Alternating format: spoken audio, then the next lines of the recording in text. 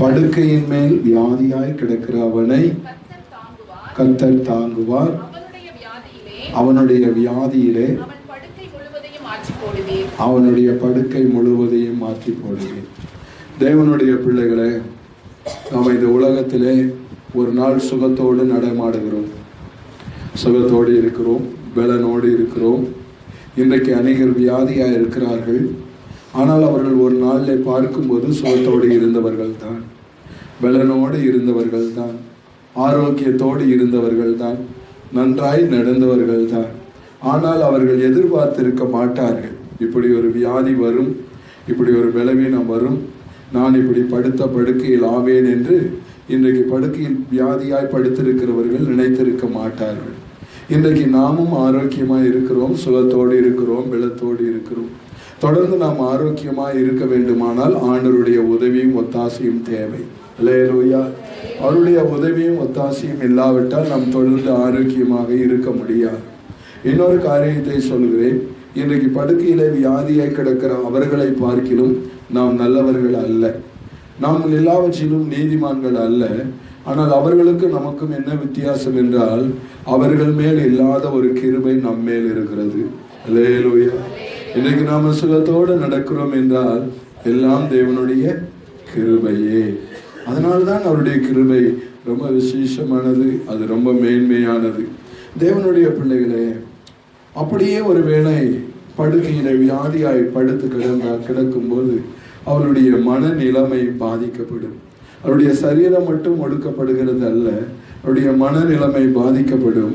அவருடைய ஆரோக்கியமான சூழ்நிலைகள் எல்லாம் பாதிக்கப்படும். அது மாத்திரமல்ல, வியாதியின் கொடுமை அவர்களை நாடோறும் ஒடுக்கி கொண்டே இருக்கும். இப்படிப்பட்டதான இந்த துன்பத்தின் மத்தியில தான் அந்த வியாதி உள்ளவர்கள் படுத்திருக்கிறார்கள். அவருடைய படுக்கையும் கூட இருக்கிறது. சரீரத்திற்கு மட்டும் வேதனை அல்ல, அவருடைய மனதிற்கும் ஒரு நிம்மதி இருக்காது. நிம்மதியை இழந்து விடுவார்கள். வியாதி வந்தால் அவருடைய மனநிலைமை கூட சில நேரங்களிலே பாதிக்கப்பட்டு விடும். அவருடைய ஆரோக்கியத்தை அவர்கள் இழந்து விடுகிறார்கள். இப்படி அவர்கள் ஆரோக்கியத்தையும் மனநிலைமையும் இழக்கும் போது என்ன நடக்கிறது என்று சொன்னால், தேவனுடைய பிள்ளைகளே, அவருடைய வாழ்க்கையில தோல்விதான் வரும். மனநிலைமை சரியில்லாவிட்டால், உடல்நிலை சரியில்லாவிட்டால் மனநிலைமை பாதிக்கப்படும். மனநிலைமை பாதிக்கப்பட்டால் அவருடைய வாழ்க்கையில வர வேண்டியதான வெற்றி வராது, ஜெயம் வராது, ஆசீர்வாதம் வராது, நன்மைகள் வராது. ஏனென்றால் அவர்களுடைய உடல் பலவீனத்தையே அவர்கள் நினைத்து கொண்டிருக்கிறார்கள். அவர்கள் மனதளவிலே பாதிக்கப்பட்டிருக்கிறார்கள். வெற்றிக்குரியதான காரியங்களை அவர்களால் சிந்திக்க முடிகிறதில்லை. அப்படியே அவர்கள் சிந்தித்தாலும் அந்த செயலை செய்கிறதற்கு நம்முடைய உடல் ஒத்துழைக்கிறது இல்லை. இந்த உடல் ஒத்துழைக்காததுனாலே அவருடைய வாழ்க்கையில தோல்வி ஏற்படுகிறது. இவர்களுக்கு வாழ்க்கையில தோல்வி வந்தவுடனே இன்னும் அவர்களுக்கு வேதனை. என்னுடைய வாழ்க்கையில வெற்றி இல்லையே, நான் எதிர்பார்த்திருக்கிற வெற்றியை அடைய முடியவில்லையே, என்னுடைய வாழ்க்கையில நான் எதிர்பார்த்திருக்கிற அந்த முன்னேற்றம் வரவில்லையே, நான் எதிர்பார்த்திருக்கிறதான ஆசீர்வாதங்கள் வரவில்லையே என்று என்ன செய்கிறார்கள்? தவிக்கிறார்கள். அதனால உலகத்துல ஒரு பழமொழி சொல்லுவார்கள். என்ன சொல்லுவாங்க தெரியுமா? நோயற்ற வாழ்வே குறைவற்ற செல்வம் என்று சொல்லுவார்கள். தேவனுடைய பிள்ளைகளே, உங்கள் உடல் ஆரோக்கியத்திற்காக நீங்கள் ஜெபிக்க வேண்டும், ஜெபித்துக் கொள்ள வேண்டும். உங்கள் உடல் சுகத்துக்காக ஜெபித்துக் கொள்ள வேண்டும். உங்களுக்காக மாத்திரமல்ல, உங்களுக்கு தெரிந்தவர்கள் அத்தனை பேரும் ஆரோக்கியத்தோடு இருப்பார்கள். ஆனால் அதுவும் உங்களுக்கு ஆசீர்வாதமாகவே இருக்கும். அல்லேலூயா, அல்லேலூயா. மற்றவர்களுடைய சுகத்துக்காக நம்ம ஜெபிக்க வேண்டும். குறிப்பாக படுக்கையில வியாதியாய் கிடக்கிறவர்களுக்காக ஜெபிக்க வேண்டும். அவள் வாழ்க்கையில வர வேண்டியதான எத்தனையோ ஆசீர்வாதங்கள் இதனாலே இன்றைக்கு தடைப்பட்டு கிடக்கிறது. தோல்விதான் அவர்களுடைய வாழ்க்கையில வந்து கொண்டிருக்கிறது. உங்களுக்கு எல்லாருக்கும் தெரியும், படித்தவர்களுக்கும் உங்களுக்கு எல்லாருக்கும் தெரியும், மகா அலெக்சாண்டர் என்ற ஒரு வீரன் இருந்தான். அவன் பயங்கரமான ஒரு வீரன். அவனுடைய எண்ணத்திலே ஒரு காரியம் தோன்றினது. நான் சிறு வயதிலேயே இந்த உலகம் முழுவதையும் என்னுடைய கைக்குள் கொண்டு வர வேண்டும் என்று அவன் நினைத்தான். அவன் நினைத்தது போலவே நடந்து கொண்டிருக்கு. எந்த நாட்டுக்கு விரோதமாக அவன் படையெடுத்தாலும் அவன் வெற்றி அடைந்து வருகிறான். ஆனால் ஒரு குறிப்பிட்ட காலம் வரும் பொழுது ஒரே ஒரு வியாதி அவனை பிடித்தது. அந்த வியாதி பிடித்த பின்பு அவனுடைய வெற்றி முற்றிலுமாய் அழிக்கப்பட்டது. அதற்கு மேல் அவனால் என்ன செய்ய முடியவில்லை, ஜெயிக்க முடியவில்லை. அவன் கடைசியாய் மரித்து போனான். இந்த வியாதி அவனை மரணத்திற்கு நேராய் கொண்டு போய்விட்டது. அவனால் தொடர்ந்து வெற்றி பெற முடியவில்லை. தேவனுடைய பிள்ளைகளே, நம்முடைய உடலை கவனித்துக் கொள்ள வேண்டியது நம்முடைய கடமை. அல்லேலூயா, அல்லேலூயா. சொல்லுவாங்க, பாஸ்டர்மார்களுக்கு சொல்லுவாங்க, நீங்க உடம்பை கவனிச்சுக்கோங்க. பாசிங் இருக்கும்போது பாசிங் இருங்க, சாப்பிடும்போது நல்லா சாப்பிடுங்க. உடல் சுவர் இருந்தால்தான் என்ன வரைய முடியுமா, சித்திரம் வரைய முடியும். சுவரை கெடுத்து விட்டு சித்திரம் வரைய முடியாது. உங்கள் சரீரத்தை நீங்கள் கெடுத்து விட்டு உங்கள் அவயவங்களை நீங்கள் கெடுத்து விட்டு நீங்கள் ஆண்டவருக்காக ஊழியம் செய்ய வேண்டும் என்று சொன்னாலும் உங்களால் என்ன செய்ய முடியாது, ஊழியத்தை செய்ய முடியாது. அதுபோலதான் நான் உங்களுக்கு சொல்லுகிறேன், நேரத்துக்கு நேரம் இந்த சரீரத்தை நீங்கள் கெடுக்காதீர்கள். இது தேவன் தங்குகிற ஆலயம், இது தேவன் வாசம் பண்ணுகிற இடம். இந்த சரீரத்தை நீங்க என்ன செய்யக்கூடாது, கெடுக்கக்கூடாது. இந்த அவயவங்களை நீங்கள் கெடுக்கக்கூடாது. இந்த சரீரத்தை நீங்கள் வீணாக்க கூடாது.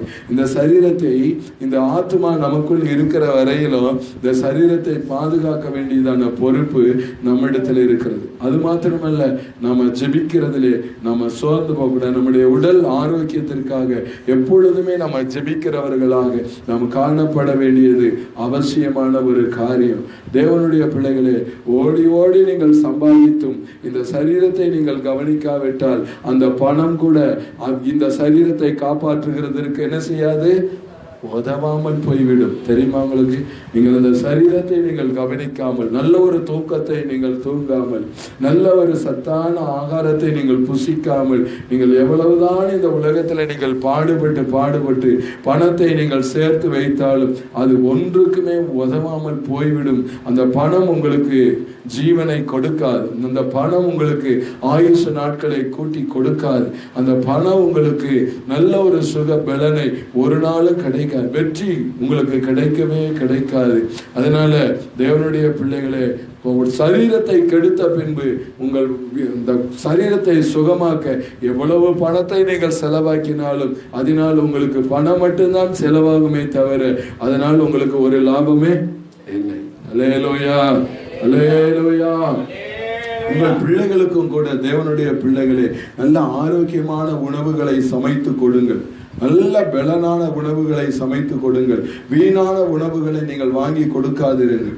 உங்கள் பிள்ளைகளுடைய சரீரத்தை கெடுக்கிற அல்லது உங்கள் பிள்ளைகளுடைய உடல் ஆரோக்கியத்தை கெடுக்கிற எந்த ஒரு ஆகாரத்தையும் தேவனுடைய பிள்ளைகளை நீங்கள் உங்கள் பிள்ளைகளுக்கு வாங்கி கொடுக்கவே கூடாது. அவர்கள் அழுதாலும் சரி, அடமணினாலும் சரி, நீங்கள் அவருடைய சரீரத்தை கெடுத்து விட்டால் அந்த பிள்ளைகளுடைய வாழ்க்கை வீணாய் போய்விடும். அதனால எது உடலுக்கு ஆரோக்கியமோ அப்படிப்பட்டதான உணவு வகைகளை நீங்கள் வாங்கி கொடுத்தால் அந்த பிள்ளைகளுடைய எதிர்காலம் நன்றாயிருக்கும். அந்த பிள்ளைகள் உங்களை நன்றாக என்ன செய்வார்கள், கவனித்து கொள்ளுவார்கள். இல்லாவிட்டால் நீங்கள் என்ன செய்ய வேண்டியதா இருக்கும், உங்கள் பணத்தை நீங்கள் செலவழித்து கொண்டே இருக்க வேண்டியதா இருக்கும். எவ்வளவு பணம் செலவு பண்ணாலும் அதுக்கப்புறம் என்ன செய்யாது, அதனால ஒரு பிரயோஜனமே இல்லை. எவ்வளவு பணம் செலவு பண்ணாலும், நீங்க எவ்வளவு பெரிய பணக்காரனா இருந்தாலும் சரி, நோய் வந்துட்டா அந்த பணம் எல்லாம் எங்க தான் போகும், ஆஸ்பத்திரிக்கு தான். நீங்க சம்பாதிக்கிற பணம் ஆஸ்பத்திரிக்கு போகக்கூடாது. உங்களை கருத்தாங்க சரீரத்தை, பிள்ளைகள், குடும்பத்தையும் நீங்கள் கவனித்துக் கொள்ளுங்கள். வீணாக்காதீர்கள். வீணாய் உங்கள் உடலையும் கெடுத்துக் கொள்ளாதீர்கள். வீணாய் உங்களுடைய பணத்தை பணம் செலவழிக்க நீங்க ஏழையா போயிடுவீங்க. பணம் செலவழிந்தால் நீங்கள் தரித்திரராய் போய்விடுவீர்கள். பணம் செலவழிந்தால் ஒன்றும் இல்லாமல் போய்விடுவீர்கள். அப்பொழுது உங்களுக்கு மரியாதை கிடைக்காது, மதிப்பு கிடைக்காது, ஒண்ணுமே கிடைக்காது.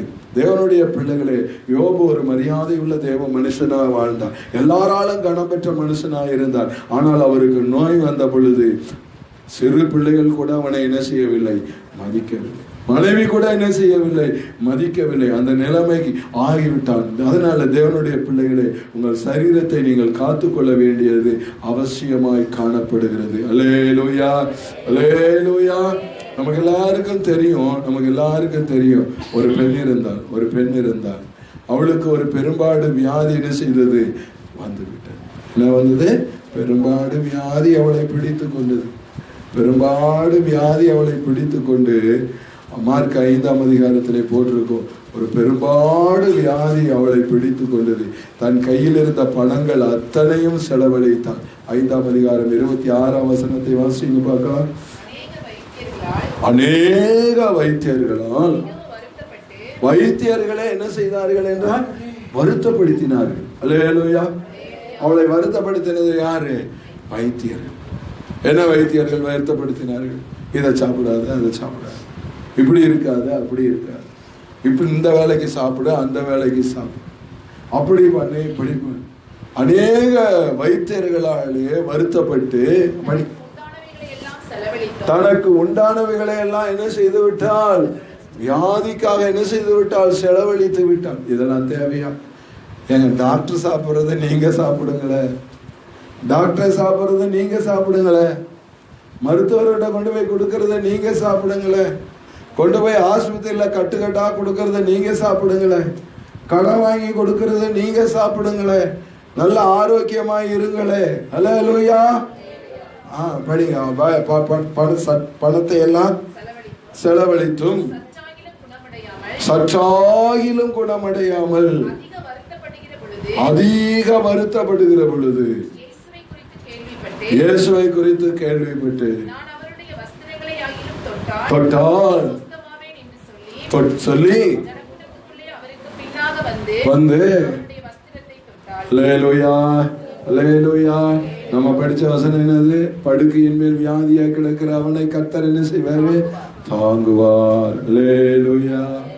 இந்த வியாதி பிடித்த இந்த நோயுற்றதான இந்த அருமையான இந்த பெண்மணியை டாக்டர்கள் வருத்தப்படுத்தினார்கள், டாக்டர்கள் வேதனைப்படுத்தினார்கள், பணமெல்லாம் செலவழிந்தது, சொந்த பந்தமெல்லாம் விட்டு விலகினது. சாப்பிட்றதுக்கு மருந்து வாங்கவே காசு இல்லை, சாப்பிட்றதுக்கு எங்க காசு? மருந்து வாங்க காசு இல்லை, எங்க ட்ரெஸ் வாங்க எங்க காசு? மருந்து வாங்க காசு இல்லை, பிள்ளைகளை படிக்க வைக்க எங்க காசு இருக்கு? மருந்து வாங்க காசு இல்லை, வீடு கட்ட எங்க காசு இருக்கு? மருந்து வாங்க காசு இல்லை, எங்க வாழ்க்கையில வெற்றி இருக்கு? பாத்தீங்களா? இவளுக்குன்னு ஒரு துணை இல்லை. துணையாயிருந்த டாக்டர்களை கைவிட்டு விட்டார். ஆனால் நான் ஒன்றை உங்களுக்கு சொல்லுகிறேன், தேவனுடைய பிள்ளைகளே, படுக்கையில் மேல வியாதியாக கிடந்தாலும் சரி, நடமாடிக்கிட்டே நீங்கள் வியாதியாய் கிடந்தாலும் சரி, நீங்க என்ன செய்து கொண்டிருந்தாலும் சரி, ஒன்றை நான் இன்றைக்கு சொல்லுகிறேன், உங்க வியாதியில உங்களை தாங்குகிறதுக்கு கர்த்தர் இருக்கிறார். அல்லேலூயா. சில நேரங்கள்ல நம்ம சொல்லுவோம், பல்லு வலி என்னால தாங்க முடியல, நெஞ்சு வலி தாங்க முடியல, காலு வலி தாங்க முடியல. ஆனா இந்த வசனம் சொல்லுது, வியாதியில உன்னை நான் தாங்குவேன். அல்லேலூயா. உன்னை தாங்குவேன் என்று ஆண்டவர் சொன்னாரா இல்லையா? ஆண்டவருடைய வசனம் சொல்லி இருக்கு. ஆண்டவரே, படுக்கையில வியாதியாய் கிடக்கிறவனை நான் தாங்குவேன் என்று சொன்னீரே, என் வலி தாங்க முடியல, நீங்க அந்த வலியை தாங்கிக் கொள்ளுங்கள். என்னால அந்த வலியை என்ன செய்ய முடியல, தாங்க முடியல, நீங்க அந்த வலியை தாங்கிக்காங்க ஏசப்பா.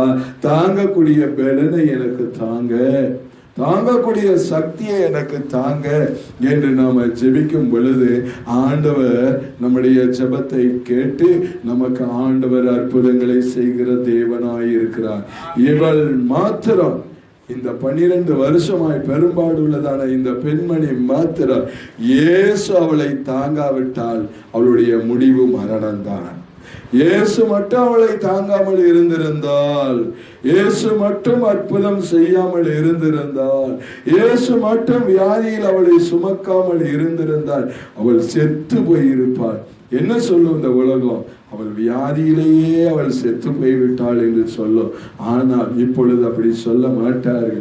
இப்பொழுது நான் உங்களுக்கு சொல்லுகிறேன், கர்த்தர் உங்களையும் என்னையும் தாங்காவிட்டால் நமக்கு வந்த வியாதியில என்றைக்கோ நாம் செத்து போயிருப்போம், அழிஞ்சு போயிருப்போம். ஆனால் நம்முடைய வியாதியில நம்ம சாகாதபடி நம்மை தாங்கி நடத்தினவர் நம்முடைய ஆண்டவராகிய இயேசு.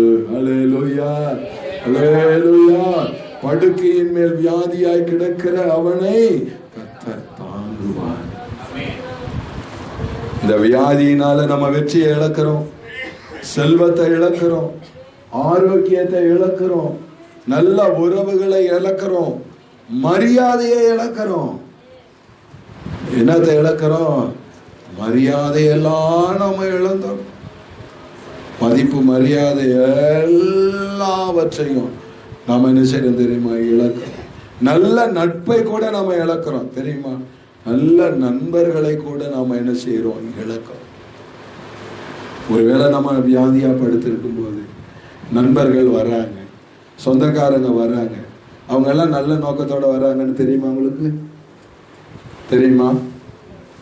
தெரியும். என்னடா இவன் வியாதியா படுத்துட்டு நமக்கு பெரிய தொல்லை கொடுத்துட்டு இருக்கிறான், நமக்கு பெரிய தொல்லை கொடுக்குறான். எல்லாம் நம்மளை நேசிக்கிறவங்க தான் வர்றாங்க கிடையாது, நேசிக்கிறவங்க தான் வர்றாங்க. யோபு வியாதியா கிடந்தார், யோபு வியாதியா கிடந்தார். நண்பர்கள் பார்க்க வந்தார்கள். அல்லேலூயா. யாரு யோபை பார்க்க வந்தது? நண்பர்கள் பார்க்க வந்தாங்க. நல்ல நண்பர்கள் தான், குறை சொல்லக்கூடாது. பார்க்க வந்திருக்காங்களே, பார்க்க வந்ததே நல்லது தானே. நல்ல நண்பர்கள் வந்தாங்க. வியாதியை பார்த்தா அது மகா கொடியதாக இருந்தது, வேதனை தரக்கூடியதாக இருந்தது. உட்காந்துட்டாங்க. 7 நாள் சாப்பிடல. உட்காந்து ஐயோ புலம்பி புலம்பி புலம்பி பார்த்தாங்க. 7ஆவது நாளுக்கு மேலே ஆத்திரம் வந்துருச்சு. இது என்னடா வந்து உடனே என்ன பண்ணிட்டாங்க தெரியுமா? யோபை தூசிக்க ஆரம்பிச்சிட்டாங்க, வேதனைப்படுத்த ஆரம்பிச்சிட்டாங்க, துக்கப்படுத்த ஆரம்பிச்சிட்டாங்க. ஆறுதல் சொல்ல வேண்டிய நண்பர்கள் இப்பொழுது என்ன செய்கிறாங்க? யோபை துக்கப்படுத்துகிறார்கள். ஆறுதல் சொல்ல வேண்டிய நண்பர்கள் யோபை என்ன செய்கிறார்கள்? துக்கப்படுத்துகிறார்கள். இந்த சங்கீதத்தில் கூட தொடர்ந்து நீங்க படிச்சு பாருங்களேன். 41ஆம் சங்கீதத்தில் 4ஆம் வசனத்திலிருந்து நாம் படிச்ச சங்கீதம்.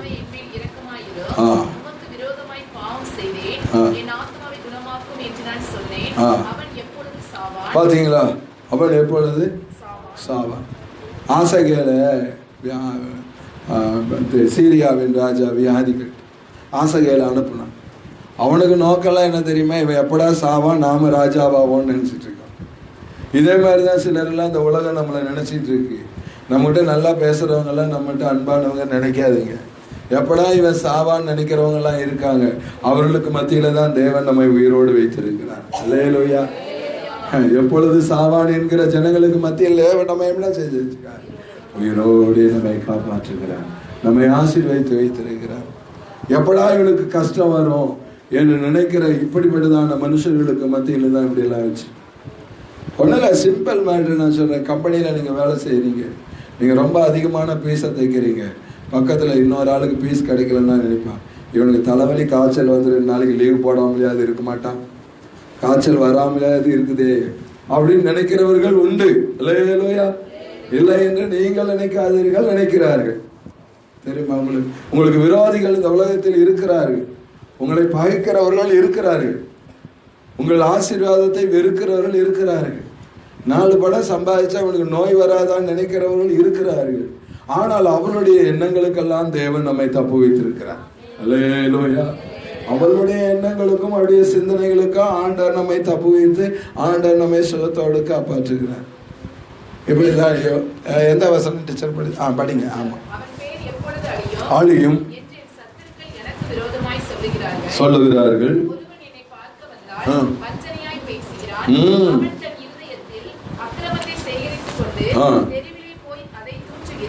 நம்ம நோயை பத்தி நம்மகிட்டே கேட்பான், என்னெல்லாம் நோய், அப்படியா இப்படியா அப்படின்னு கேட்டு அவன் ஒன்றும் பழைக்கிற மாதிரி தெரியல. சீக்கிரம் போயிடுவான் போல இருக்கு, சீக்கிரம் போயிடுவான் போல இருக்கு. அவன் பண்ண அக்கிரமம் தான் இப்படி நோயா கிடக்கிறான், அவன் பண்ண திமிரு தான் இப்படி எல்லாம் கிடக்கிறான் என்று சொல்லி தெருவில் போய் நம்மை குறித்து நல்லதை சொல்லவில்லை, தூற்றுகிறான். படிங்க.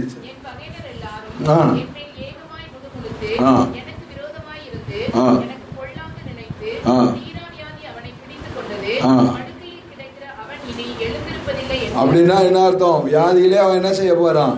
சாக போறான்னு அர்த்தம்.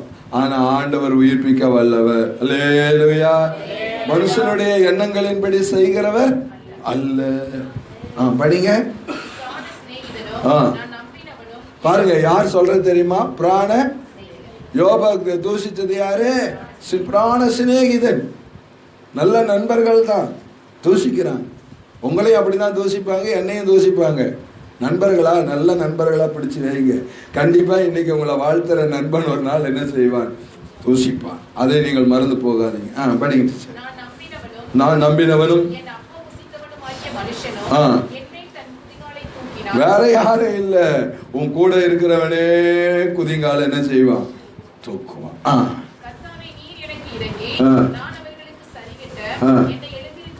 அல்லேலூயா. கர்த்தாவே என்னை எழுந்திருக்க பண்ணும், என்னை தாங்குங்க, என்னை தாங்குங்க, எனக்கு உதவி செய்யுங்க, எனக்கு தயவு செய்யுங்க, என்னை ஆதரிங்க, ஆதரிங்க. தேவனுடைய பிள்ளைகளே, வியாதி வந்துட்டா குடும்பத்தில் இருக்கிறவங்க கூட கவனிக்கிறது இல்லை. வியாதி வந்துட்டா குடும்பத்தில் இருக்கிறவங்க கூட என்ன செய்யறது இல்லை. அதுவும் இந்த வயசான அம்மாமாருக்கு ஐயாமாருக்கு வியாதி வந்துட்டா குடும்பத்தில் இருக்கிறவங்க கவனிக்கிறது இல்லை. ஏன்னா கவனிச்சா, உதாரணத்துக்கு சொல்றேன், யாரும் கோச்சிக்காதீங்க. உதாரணம், ஒரு மருமகனுக்கான எங்கேயோ, இங்க வேண்டாம், மாமியாரை நல்லா கவனிச்சா இன்னொரு 50 வருஷம் உயிரோடு இருந்தா 50 வருஷம் மாமியார்கிட்ட என்ன வாங்கிட்டு இருக்கணும்? பேச்சு வாங்கணும். அதனால கவனிக்காம விட்டா சீக்கிரமா போய் சேர்ந்துருவாங்க அப்படின்ற எண்ணெல்லாம் இருக்கு. அதனால அதே மாதிரிதான் வயசான கணவன்மா இருக்கான்னா, இந்த கிழமை எப்ப பார்த்தாலும் நமக்கு தொல்லை பண்ணிட்டே இருக்கான். ஐயா, இவன் எப்பதான் சாவானோ தெரியல, பேசாம விட்டுருவோமா? கொடுமைங்க. நேற்று தான் ஒரு சாட்சி கேட்டேன்.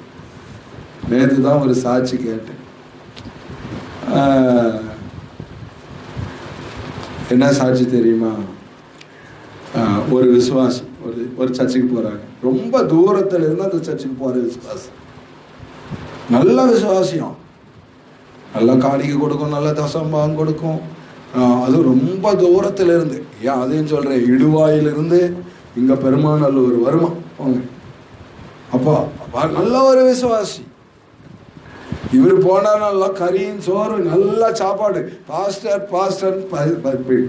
ஒரு நாள் திடீரென்று அந்த அம்மா கீழே விழுந்துட்டா மகன் ஃபோன் பண்ணி கேட்குறார், பாஸ்டர் அம்மா கீழே விழுந்துட்டு கத்திக்கிட்டே கிடக்குறாங்க, என்ன பாஸ்டர் பண்ணுறதுன்னு. நான் ரெக்கார்டு வச்சுருக்கேன். அப்போ பாஸ்டர் சொன்னாரா, பேசாமல் அந்த அம்மாவை வீட்டுக்குள்ளே போட்டு ஒரு 10 நாளுக்கு எங்கேயாவது போயிடாது, கத்துற சத்தத்தை நீ கேட்காதேன்னாராம். யாரு? பாஸ்டர். கேட்டு இப்படி என்னடா இப்படியும் இருக்காங்களே. பெத்த மகனுக்கு பாஸ்டர் சொல்லி கொடுக்குற ஆலோசனை. வயசான அம்மா விழுந்து போய் கிடக்கு, அதனுடைய காணிக்கை வாங்கும் போது நீ நம்மளுக்கு நல்லா இருந்துச்சு, விட்டுட்டு போட்டு போயிடாது, கத்திட்டு கிடக்கட்டும், கத்துற சத்தத்தை கூட நீ கேட்காது. தேவனுடைய பிள்ளைகளே, இவருக்கு அதனால என்ன லாபம்னு எனக்கு ஒன்றும் தெரியல. இவருக்கு இந்த பாஸ்டருக்கு என்ன கவனிச்சா என்ன? நாம இன்னைக்கு வியாதி உள்ளவர்களை கவனித்தால் நாம் வியாதி வரும்போது நம்மை இன்னொருவர் கவனிப்பார். அல்லேலூயா, அல்லேலூயா. நிறைய பேர் என்ன பண்றாங்க தெரியுமா? இருக்கிற வரைக்கும் நல்ல சக்கையா பிழிஞ்சு எடுத்துறாங்க, ஆனா முடியாத நேரத்துல அப்படியே கைவிட்டுறாங்க. அப்படியெல்லாம் ஆண்டவர் பிள்ளைகள் இருக்கக்கூடாது. அதெல்லாம் தப்பு, அதெல்லாம் பாவம், அதெல்லாம் பாவம். நான் வியாதியா இருந்தேன், என்னை பார்க்க வந்தீர்கள். இன்னொரு கூட்டத்தை பார்த்து சொல்றாரு, நான் வியாதியா இருந்தேன், என்னை பார்க்க வரவில்லை என்று சொல்லுகிறார். தேவனுடைய பிள்ளைகளை நல்லா கவனித்தால் அந்த வியாதி நல்லாகும். இந்த நாட்கள்ல உங்களையும் என்னையும் ஒரு ஆள் கவனிக்குதுன்னா அது கூட கர்த்தருடைய செயலே. அல்லேலூயா. கர்த்தர் ஒரு மனுஷனை கொண்டு நம்முடைய வியாதிகளை நம்ம என்ன செய்கிறார்? தாங்குகிறார். நம்முடைய படுக்கையிலே விழாதபடிக்கு ஆண்டவர் நம்மை தாங்கி கொண்டிருக்கிறார். நல்லா கவனிக்கணும். என்ன வாசிக்கிறீங்களா? 1 சாமுவேல் 30ஆம் அதிகாரம் 13ஆம் வசனத்தை வாசிக்கிறேன். 1 சாமுவேல் 13ஆம் அதிகாரம் 30ஆம் நீ யாருடையவன் கேட்டதற்கு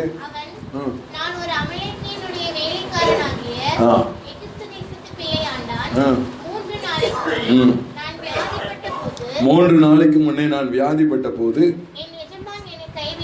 என்னை கைவிட்டான். இப்படிதாங்க எத்தனை வேலை செஞ்சிருப்பான், எத்தனை கஷ்டப்பட்டு இருப்பான். 3 நாளைக்கு முன்னாடி வியாதி வந்த உடனே எஜமான் என்ன செய்து விட்டான். அவன்கிட்ட வேலை வாங்கி சாப்பிட தெரியும், சமைச்சு கொடுத்தா சாப்பிட தெரியும், சமைச்சு கொடுத்தா சாப்பிட தெரியும், எல்லாம் செய்ய தெரியும், எல்லாம் செய்ய தெரியும். துணி வாஷ் பண்ணி கொடுத்தா போட்டுக்க தெரியும், எல்லா காரியத்தையும் செய்ய தெரியும். அவங்களுக்கு ஒரு வியாதி வந்துட்டா அவ்வளோதான், கவனிக்கிறதே இல்லை. சில சபைகளெல்லாம் நானே அனுபவிச்சேன். நல்லா இருக்கும்போது நல்லா வேலை வாங்குவாங்க, வியாதி காய்ச்சல்னு வந்துடுச்சு வச்சுக்கோங்க, பழைய கஞ்சி தண்ணி தான் ஊற்றுவாங்க, பழைய கஞ்சி தண்ணி தான் ஊற்றுவாங்க. அப்படிப்பட்டதான இடங்கள் எல்லாம் உண்டு. கிறிஸ்துவ சபைகளே அப்படி இருக்காங்க, ஆண்டவருடைய பிள்ளைகளே அப்படி இருக்கிறாங்க, ஆண்டவருடைய மக்களே அப்படி இருக்கிறாங்க. 3 நாளைக்கு முன்னாடி வந்தது வியாதி வந்தது, எல்லாம் கைவிட்டுட்டு போயிட்டான். அப்புறமா படிங்க, தொடர்ந்து படிமா. இல்லம்மா, அந்த தாவீது எல்லாத்தையும் கொடுத்து அவனுக்குள் திரும்பவும் உயிர் என்ன செய்தது?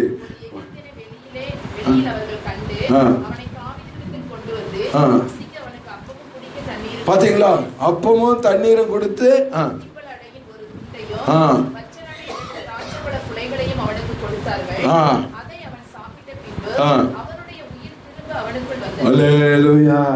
தேவனுடைய பிள்ளைகளே, ஒரு வியாதிப்பட்டவங்களை கவனிச்சா அவனுடைய உயிர் அவங்களுக்கு திரும்பி வந்துடும். கவனிங்க, வியாதி உள்ளவர்களை கவனியுங்கள். ஒரு உயிரையே நீங்க காப்பாத்தினவர் சந்தோஷம், மகிழ்ச்சி உங்களுக்குள்ள உண்டாகும். அல்லேலூயா.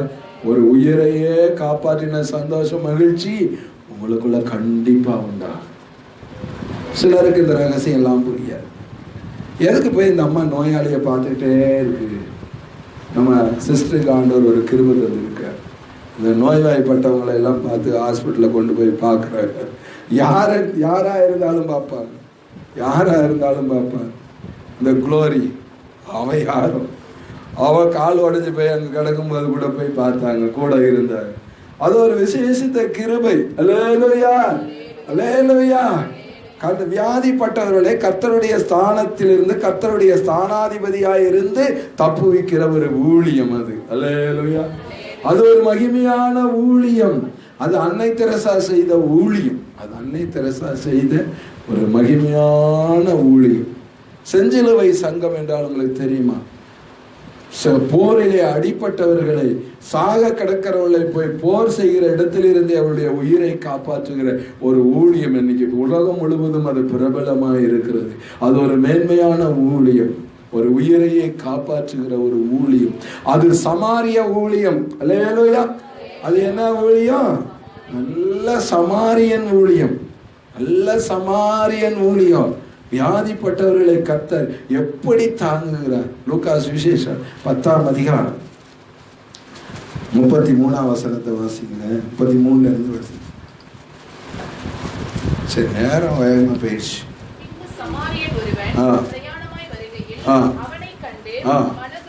என்ன, யாரை கண்டு மனதுருகினார்? அந்த சமாரியன் யாரை கண்டு மனதுருகினார்? அந்த குற்றுயிராய் கிடக்கிறவனை கண்டு. சாகரவனை கண்டா மனதுருக்கம் வரணுமா வரக்கூடாதா? யாரெல்லாம் வரணும்னு சொல்றவங்க அலையிலே சொல்லுங்க.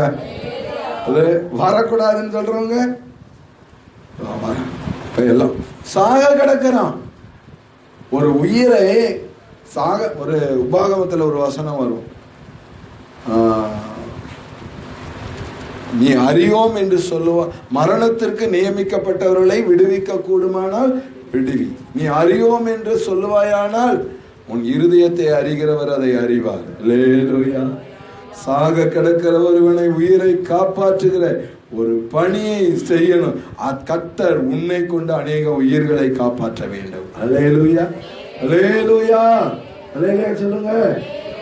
அப்ப குற்றுயிராய் கிடக்கிறான். இதுல என்ன தெரியுமா, ஒரு சத்தியத்தை நான் சொல்லித்தரேன். முதல்ல போனவன் யார் தெரியுமா? ஆசாரி. யாரு? ஆசாரியன் யார் தெரியுமா? கடவுளுடைய ஸ்தானாதிபதி. கடவுளோடு போய் பேசுறவன், கடவுள் அவனோடு பேசுறது. அவன் ஆசீர்வதிச்சாதான் சபையே ஆசீர்வதிக்கப்படும். ஒரு உன்னதமானவன், எல்லாராலும் மதிப்பு மிக்கவன், பெரிய பரிசுத்தவான் என்று எண்ணப்படுகிறவன் யார? ஆசாரி. பெரிய பரிசுத்தவான் என்று எண்ணப்படுகிறவன், நீதிமான் என்று எண்ணப்படுகிறவன், பக்கத்திலே போய் நிற்க கூட யாருக்கும் தகுதி இல்லாத அவ்வளவு உன்னதத்திலிருந்து குதித்தவன் என்று கூட வைத்துக் கொள்ளுங்கள். அப்படிப்பட்டவன் கடவுளுடைய ஸ்தானாதிபதி. அவனுக்கு இல்லாத ஒரு மன ஒருக்கம் இந்த சமாரியனுக்கு. இந்த நீதிமான் நீதிமான் சொல்றவனுக்கெல்லாம் இரக்கம் வராதுங்க. நான் பெரிய பரிசுத்தவான் பரிசுத்தவான் சொல்றவனுக்கெல்லாம் என்ன வராது? இரக்கம் வராது. அவங்க அந்த பரிசுத்தத்தை நம்பிக்கிட்டே பாதாளத்துக்கு போக போறாங்க. எதை நம்பிக்கிட்டு பாதாளத்துக்கு போக போறாங்க? அவர்களுடைய பரிசுத்தத்தை நம்பிக்கொண்டே பாதாளத்துக்கு போகிற ஒரு கூட்டம் அது. உங்களுக்கு தெரியும் என்ன சொல்லுகிறேன் என்று உங்களுக்கு தெரியும். இரக்கம் செய்யாமல், வேதமே ஒரு வசனம் சொல்லுது, சொல்லட்டுமா? இரக்கம் இல்லாதவனுக்கு தெரியாதா? யாக்கோபுல வரும், இரக்கம் இல்லாதவனுக்கு இரக்கம் இல்லாத நியாய தீர்ப்பு கிடைக்கும். நியாய தீர்ப்பில் இரக்கம் என்ன செய்யுமா? மேன்மை பாராட்டும். என்ன பிள்ளைகளை நீங்கெல்லாம் இப்படி இருக்கிறீங்க?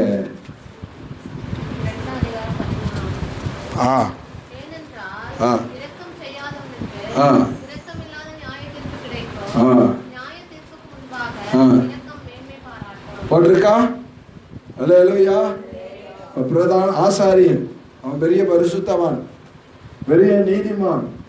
தொடமாட்டார், இறங்க மாட்டார், செய்ய மாட்டார். உன்னுடைய ஆசீர்வாதத்தை தூக்கி கர்த்தர் சமாரியனுக்கு கொடுப்பார். அல்லேலூயா, அல்லேலூயா. உன்னுடைய ஆசீர்வாதத்தை தூக்கி கர்த்தர் சமாரியனு, நீ யார பாவின்னு சொல்லிட்டு இருக்கிறியோ அவனுக்கு ஆண்டவர் கொடுத்துருவார். அவனுக்கு ஆண்டவர் கொடுத்துருவார். லேவியன் அவரும் பெரிய இவர் போறார், அவரும் போய் இறக்கம் செய்யல. ஆனா இந்த சமாரியன் என்ன செய்தான்? படிங்க, இப்ப படிங்க 10 லோகா 10:30.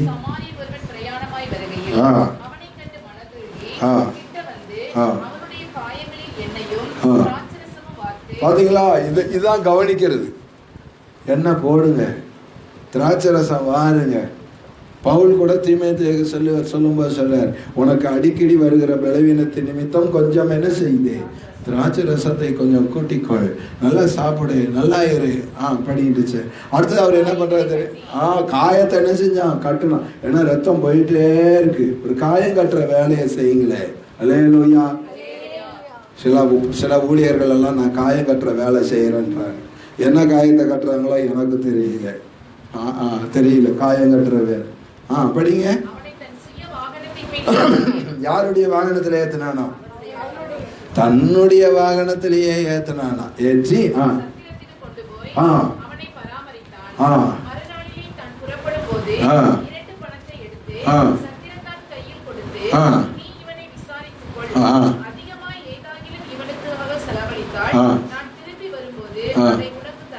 பாத்தீங்களா? இப்படி ஒரு இறக்க குணம், எவ்வளவு இறக்க குணம் பாருங்க. நீ கவனிச்சுக்கோ, நல்லா விசாரி. யாருங்க இவன்? யாருங்க பணம் கொடுக்கறதுக்கு? இவன் யாருங்க செய்யறதுக்கு? தன்னுடைய சொந்த பணத்தை செலவழிக்கிறான் பாருங்களேன். சொந்த பணத்தை செலவழிக்கிறான். உடல் உழைப்பை கொடுக்கவே கணக்கு பார்க்கிறார்கள். ஆனா சொந்த பணத்தை செலவழிக்கிறான், சொந்த பணத்தை. இப்படிதான் கர்த்தர் இப்படிப்பட்ட சமாரியனை கொண்டு இந்த குற்றுயிராய் கிடந்தவனை கர்த்தர் தாங்கினார். அல்லேலூயா, அல்லேலூயா. நீங்க கவலைப்படாதீங்க, நீங்க எதுக்கும் கவலைப்படாதீங்க. எந்த வியாதி வந்தாலும், எந்த நோய் வந்தாலும் ஆண்டவர் உங்களை தாங்கி தப்புவிக்கிற அந்த தேவனாய் இருக்கிறார், ஆண்டவராய் இருக்கிறார். ஒரு ஊழியக்காரர் என்ன செய்யணும்? ஒரு தேவனுடைய பிள்ளை என்ன செய்யணும்? தேவனுடைய மக்கள் என்ன செய்யணும்? அவர்கள் எப்படி வாழணும், எப்படி இருக்கணும்? எல்லாம் ஒரு உண்மையான ஊழியன்றதே என்ன தெரியுமா? பலவீனரை தாங்கணும். யாரை தாங்கணுமா? பலவீனரை தாங்கணும். 1 தெசலோனிக்கேயர் 5ஆம் அதிகாரத்திலையா வேற ஒரு இடத்துல இருக்கும். பலவீனரை தாங்கவும் வாங்குறதை பார்க்கலாம். அது ஒரு அங்கே ஒரு இடத்துல இருக்கும். அதை எடுத்தாலும் படிங்க. 1 தெசலோனிக்கேயர்ல ஒரு இடத்துல வரும். ஸ்தோத்திரம்.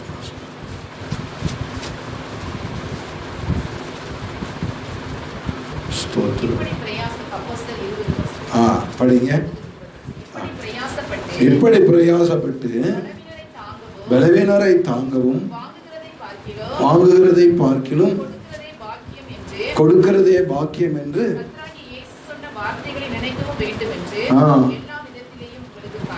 காண்பித்தேன். அல்லேலூயா. பவுல் என்ன பண்ணாரா தெரியுமா? பலவீனரை எல்லாம் என்ன செஞ்சாரா? தாங்கினார். 1 தெசலோனிக்கேயர் 5:14 வாசிங்க. சகோதரரே, என்னவென்றால் ஒழுங்கில்லாதவர்களுக்கு புத்தி சொல்லுங்கள், திடனற்றவர்களை தேற்றுங்கள். யாரை தாங்கணுமா? பலவீனரை தாங்குங்கள். எல்லாரிடத்திலும் நீடிய சாந்தமாயிருங்கள். அல்லேலூயா. பலவீனமானவர்களை தாங்குங்க. தேவனுடைய பிள்ளைகளே, நீங்க பலவீனமானவர்களை தாங்கினீங்கன்னா கர்த்தர் உங்களை தாங்குவார். உங்க எல்லா அற்புதத்தையும் ஆண்டவர் செய்கிறவராயிருக்கிறார், கவனிக்கிறவராயிருக்கிறார். அதனால வியாதி வரும், பலவீனம் வரும், கவலைப்படாதீங்க, கர்த்தர் கைவிட மாட்டார். யாக்கோபு 5:14 வாசிங்கள. யாக்கோபு அதே உங்களில் ஒருவன் வியாதிப்பட்டால்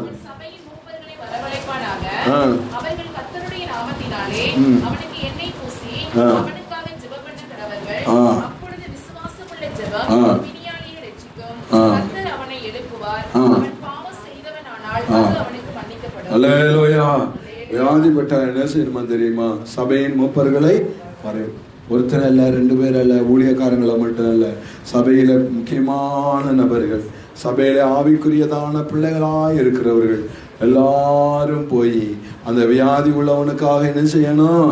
ஜெபம் பண்ணணும். அப்படி ஜெபம் பண்ணும்போது அவன் ஒருவேளை பாவம் செஞ்சு அந்த வியாதி வந்திருந்தா அந்த வியாதியிலே அவன் படுக்கையை ஆண்டவர் மாற்றுவார். மாற்றுகிறது மட்டுமல்ல, அவன் செய்த பாவங்களும் என்ன செய்யப்படும்? மன்னிக்கப்படுகிறதாக காணும். அதை விட்டுட்டு அவன் செஞ்ச பாவம், அவன் செஞ்ச பாவம், அவன் செஞ்ச பாவம், பாவம், அவன் பாவம், அவன் பாவம், அவன் பாவி, அவனுக்காக ஜெபம் பண்ணக்கூடாது அப்படின்னு சொல்லிட்டு எல்லாம் என்ன செய்யக்கூடாது? இருக்கக்கூடாது. அவர்களுக்காக நம்ம செபிக்கணும். எதுக்கு தெரியுமா? ஊழியக்காரனுக்கு வியாதியை குணமாக்குற அதிகாரத்தை ஆண்டவர் எதுக்காக கொடுத்தா தெரியுமா? இப்படி வியாதிப்பட்ட விசுவாசிகளுக்கும் ஜெபம் பண்ணி அவர்களுக்கு சுகத்தை பெற்று கொடுக்கிறதற்காக தான் ஆண்டவர் ஊழியக்காரர்களுக்கு வியாதிகளை குணமாக்குகிற அதிகாரத்தையே ஆண்டவர் என்ன செஞ்சிருக்காரு?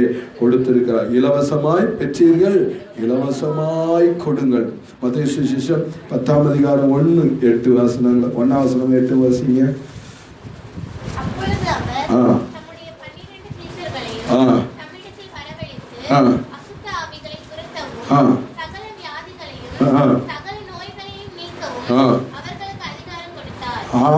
என்னத்தை கொடுத்திருக்காரு?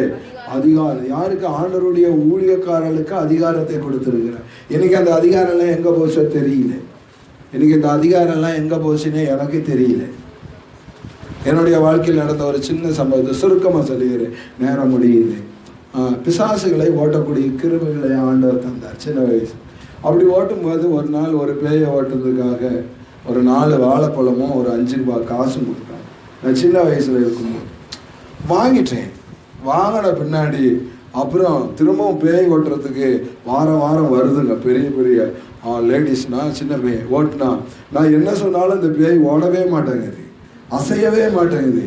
அப்புறம் தான் எனக்கு புரிஞ்சுது, இப்போதான் லேட்டஸ்டாக தான் புரியுது. என்ன புரிஞ்சுதுன்னா, அந்த வாழைப்பழத்தையும் அந்த 5 ரூபாயும் வாங்கினது மகா பெரிய தப்பு. அதனால எனக்கு கர்த்தர் கொடுத்த வரங்களையே என்ன செஞ்சுட்டேன்? விட்டுட்டனே என்று நான் கலங்கினேன். இன்னைக்கு நிறைய பேருக்கு ஆண்டவர் வரங்களை கொடுத்திருக்கிறார். இந்த வரத்தை என்னத்துக்கு பயன்படுத்துறாங்கன்னா, தான் பேருக்காகவும் புகழுக்காகவும் பெருமைக்காகவும் அந்தஸ்துக்காகவும் பணத்துக்காகவும் செல்வத்தை பெருக்கிக் கொள்ளுகிறதற்காகவும் தன்னுடைய ஸ்தானத்தை உயர்த்துகிறதற்காகவும் பயன்படுத்துகிறதுனால ஆண்டவர் வரங்களை என்ன செய்யறாருன்னா இந்த நாட்கள்ல கட் பண்ணி வச்சுட்டாரு, நிறுத்தி வச்சுட்டாரு. இல்ல நான் நிச்சயமா சொல்றேன், உண்மையாலுமே யதார்த்தமாய் ஆண்டவருக்கு ஊழியம் செய்து பண ஆசை, பொருளாசை, உலக ஆசை, ஆடம்பரங்களை வெறுத்தால் திரும்பவும் இந்த நாட்களிலே வரங்கள் கிரியை செய்யும். அல்லேலூயா. கண்டிப்பாய் ஆண்டவர் அற்புதங்களை ஆண்டவர் செய்வார், மகிமையானவைகளை ஆண்டவர் செய்வார். நான் ஒன்றே ஒன்று சொல்றேன், நீங்க ஜெபம் பண்ணி அற்புதம் நடந்தா அவங்க கோடிக்கணக்கில் பணம் கொடுத்தா கூட நீங்க என்ன செய்யாதீங்க, வாங்காதீங்க. வாங்க, உங்க வரம் உங்களுக்குள்ள கிரியை செய் கொண்டே இருக்கணும்னா வாங்கக்கூடாது. 8ஆம் வசனத்தை வாசிங்க.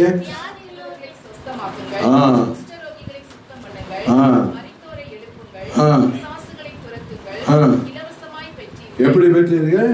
இலவசமாய் பெற்றீர்கள். இலவசமாய் கொடுங்க, இலவசமா கொடுங்க. காசு வாங்காதீங்க, வாங்கவே கூடாது.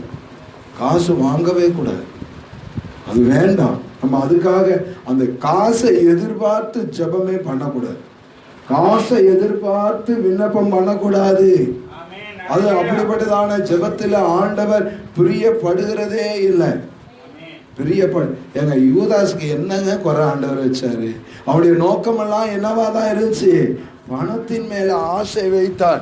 அவன் தன்னுடைய ஸ்தானத்தையே என்ன செஞ்சிட்டான்?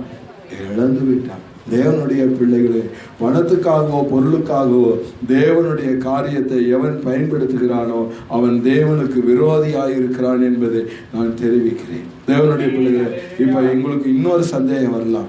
ஆமா பாஸ்டர், இவ்வளவு நீங்க பிரசங்கம் பண்றீங்களே பாஸ்டர், ஊழியக்காரங்களுக்கு ஏன் வியாதி வருது? ஜெபிக்கிறவங்களுக்கு ஏன் வியாதி வருகிறது? உங்களுக்கு தெரியுமா? அவர்களுக்கும் வியாதி பலவீனங்கள் வந்தால்தான் அவர்களையும் கர்த்தர் தாங்குகிறார் என்பதை அந்த ஊழியக்காரர்களாலும் என்ன செய்ய முடியும்? அறிந்து கொள்ளும். ஏனால் ஊழியக்காரருடைய சுகத்தை விரும்புகிறது. உங்களுக்கு தெரியுமா? தானியேலின் புஸ்தகம் 8ஆம் அதிகாரம் 27ஆம் வசனத்தை வாசிங்க. தானியேல் 8ஆம் அதிகாரம் 27ஆம் வசனம். இப்ப சோர் வருமா வராதா? தானியேல் நீதிமான், ஒரு உத்தமன், ஆண்டவருக்கு பிரியமானவன். அவனுக்கும் வியாதி வந்தது. ஆனா வியாதி வரும், ஆனால் அந்த வியாதியில் கர்த்தர் என்ன செய்வார்? தாங்குவார். வியாதியிலே அவன் படுக்கை முழுவதையும் ஆண்டவர் என்ன செய்வாரு? மாற்றி போடுவார். அல்லேலூயா. படி பாப்பா. சில நாள் வியாதிப்பட்டிருந்தேன்.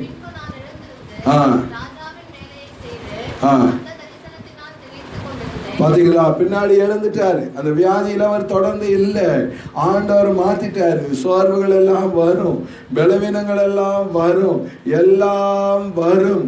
ஆனால் அது கீழே போட்டிருக்கோம். ஒரு ஊழியக்காரங்களுக்கு சொல்லிட்டு நான் பாருங்க, இந்த வியாதி வந்தா சாட்சியா சொல்லுங்க. ஆனா அனுதாபத்துக்காகவோ மற்ற காரியத்துக்காகவோ ஐயோ எனக்கு வியாதி வியாதின்னு யாருகிட்ட என்ன செய்யக்கூடாது. தானியேல் அப்படித்தானே இருந்தாரு, எப்பா பிராத்தாவும் அப்படிதான் இருந்தாரு. நீங்க வீட்டுல படிச்சுக்காங்க, பிலிப்பியர் 2:26. அவன் வியாதிப்பட்டான், ஆனா உங்களுக்கு தெரிஞ்சிருச்சேன்னு அவன் வேதனைப்பட்டானா. நம்ம வியாதிய லிஸ்டே எழுதி ஐயோ அம்மா, அதுவும் ஆண்டவர் பிள்ளைங்க புதுசா வர விசுவாசிங்க இருக்கிற இடத்துலதான் ஐயோ அம்மா வயிறு வலி, கண்ணு வலி, பலவீனம் அப்படின்னு ஆண்டவருடைய நாமத்தை ஆண்டவருடைய ஊழியக்காரர்கள் கனவீனப்படுத்தவே கூடாது. அதனால நம்ம மிகுந்த எச்சரிக்கையோடு ஜாக்கிரதையோடு நம்ம காணப்பட வேண்டியது அவசியமான ஒரு காரியமா இருக்கிறது. கடைசியாக மத்தேயு சுவிசேஷம் 9ஆம் அதிகாரம் 35ஆம் வசனத்தை வாசிங்க.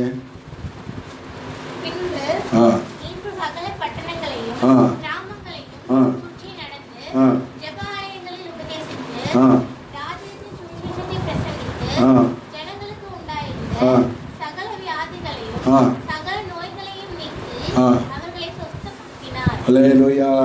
ஆண்டவராகிய இயேசுவான இன்னொரு இடத்துல போட்டிருக்கோம், வியாதிஸ்தர்களை கண்டு அவர் என்ன செய்தாரா? மனதுருகினார். மனதுருகி என்ன செய்தார் தெரியுமா? அந்த வியாதியில அவருடைய படுக்கை முழுவதையும் ஆண்டவர் என்ன செஞ்சிட்டாரு? மாற்றி போட்டார். அல்லேலூயா, அல்லேலூயா. உங்களுக்கு எல்லாருக்கும் தெரிஞ்ச ஒரு சம்பவம் தான். ஒருத்தர் 38 வருஷமா வியாதியா கிடந்தான். யோவான் 5ஆம் அதிகாரத்துல போட்டிருக்கு.